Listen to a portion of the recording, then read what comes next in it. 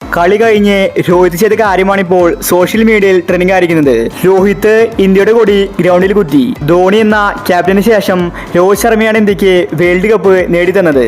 ഇന്ന് ലോകകപ്പ് ഏറ്റുവാങ്ങിയ ശേഷമാണ് രോഹിത് ശർമ്മ ഇത്തരമൊരു കാര്യം ചെയ്തിരിക്കുന്നത്. ഇതിനെക്കുറിച്ചാണ് നമ്മൾ ഇന്നത്തെ വീഡിയോയിൽ നോക്കുന്നത്. ഇത്തരം ക്രിക്കറ്റ് ന്യൂസിന് വേണ്ടി ഈ ചാനൽ മറക്കാതെ സബ്സ്ക്രൈബ് ചെയ്യൂ. സൗത്ത് ആഫ്രിക്കൻ ടീമിനെ ഇന്ത്യ നിലംപരിശാക്കി. 7 റൺസിന്റെ വിജയമാണ് ഇന്ത്യ സ്വന്തമാക്കിയത്. തോറ്റ കളിയാണ് അവസാനം ഇന്ത്യ തിരിച്ചു പിടിച്ചത്. ഇന്ന് ഇന്ത്യ കളി ജയിച്ച് രോഹിത് ശർമ്മ കപ്പ് ഏറ്റുവാങ്ങിയിരുന്നു. അതിനുശേഷം രോഹിത് ശർമ്മ ഇന്ത്യയുടെ കൊടിയെടുത്ത് ഗ്രൗണ്ടിന് ചുറ്റും നടന്നു. പിന്നീട് രോഹിത് ശർമ്മ ഇന്ത്യയുടെ കൊടിയെടുത്ത് ഗ്രൗണ്ടിൽ കുത്തി. രോഹിത് തൻ്റെ രാജ്യത്തെ അത്രയ്ക്കും അധികം സ്നേഹിക്കുന്നുണ്ടെന്നാണ് ഇതിൽ നിന്ന് മനസ്സിലാവുന്നത്. ഇന്ത്യയുടെ കൊടിയെടുത്ത് ഗ്രൗണ്ട് മുഴുവൻ രോഹിത് ശർമ്മ ഇന്ന് നടന്നു. അതുപോലെ തന്നെ എല്ലാവരും ഇന്ത്യയുടെ കൊടി ചുമലിലേറ്റി. 17 വർഷങ്ങൾക്ക് ശേഷമാണ് ഇന്ത്യ T20 വേൾഡ് കപ്പ് സ്വന്തമാക്കുന്നത്. ഇതൊരു ചരിത്ര നിമിഷമാണ്.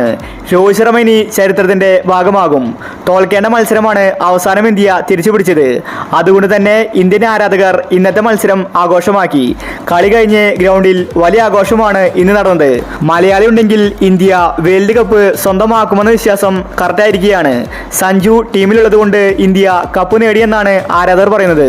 അപ്പോൾ ഇത്തരം ക്രിക്കറ്റ് ന്യൂസിന് വേണ്ടി ഈ ചാനൽ മറക്കാതെ സബ്സ്ക്രൈബ് ചെയ്യൂ.